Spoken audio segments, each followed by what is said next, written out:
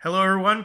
This is Peter Loshak once again coming to you from amongst the shoe boxes to break down the MLB card. Today is Tuesday, June 18th. Yesterday was a decent day. It was a nice day overall.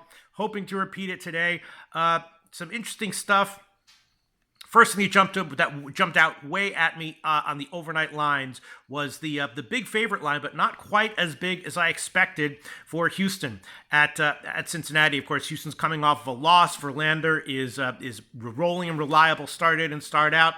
DeSclafani, I'm a little bit iffy on. I think I faded him his last start and lost, but I'm looking to fade him again here. So I did jump on Houston on the -1 line, on the overnight line. I also took him on the first 5 innings line at about 190 or so, I think I got. And I also took a shot with the Houston first 5 team total over at 2.5 to hit DeSclafani. But I definitely jumped on Houston on the overnight line at -1.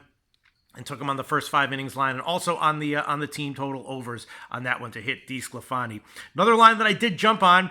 This might be a loser, but I did jump on it, and I beat the line move. I did take Pittsburgh -1 with Keller against Norris. Again, Keller is a highly touted prospect. Hasn't done well so far in the majors, but he should be a lot better than what we've seen from him. And Detroit, of course, is a very beatable team. So I did take a shot with Pittsburgh -1 on the overnight line, a lot better line than it is right now. Also took a shot with Pittsburgh on the first 5 innings, and I also took a shot with the under in that game as well. Detroit and Pittsburgh bought it up to 9, actually. Let's see. What else did I do? I took a shot with the Angels on the second half at -125.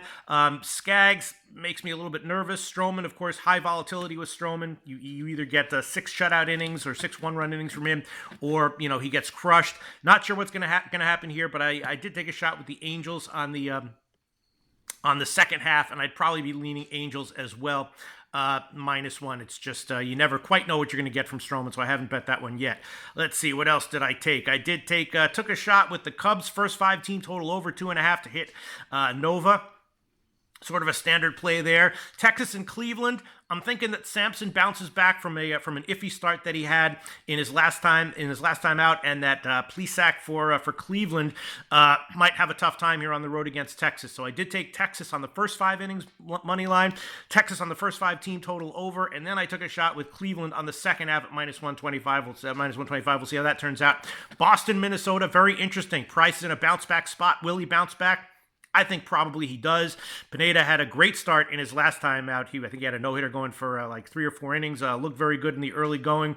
But I took a shot with Boston on the first 5 innings. The early movement favored Minnesota, but it's now gotten bet up to -120. So that's kind of a good sign, I guess. Did take a shot with Boston on the first 5. And once again, I'm taking Oakland and unders in the Oakland-Baltimore game yesterday. I had the Baltimore team total under at 3.5. I did it again today. Team total under 3.5. And I also took Oakland -1. And I also took the full game under 9 on that one as well. And in the Dodgers game, just a standard play, I did take the first 5 team total under San Francisco. Of course, San Francisco's coming off a win.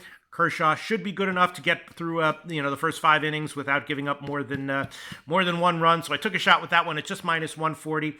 And I had Milwaukee yesterday, got a loss on the full game and a push on the second half. And now with Woodruff starting, I think they're probably a good bet again. So I did take Milwaukee here -1, and I also took a shot with the San Diego team total under at 3.5. I'm betting on Woodruff having a strong start here. San Diego team total under 3.5, and I took Milwaukee -1. It's Homer Bailey Day, but I'm not exactly sure what to make of this game.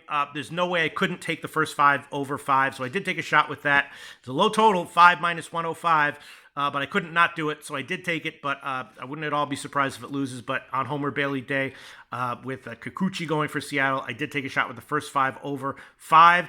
And I guess that's about it. The Miami-St. Louis game is very interesting. Of course, Yamamoto. I told you about Yamamoto the last time that he started.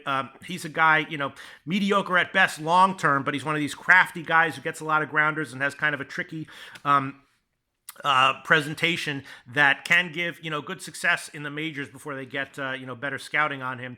And I said that he might have a string of strong starts, 3, 4, 5 to start. And of course, he had a great start in his first start against St. Louis. Now they're seeing him again I do like St. Louis here, but it's just a little bit hard to pull the trigger on St. Louis with Flaherty going at minus 240.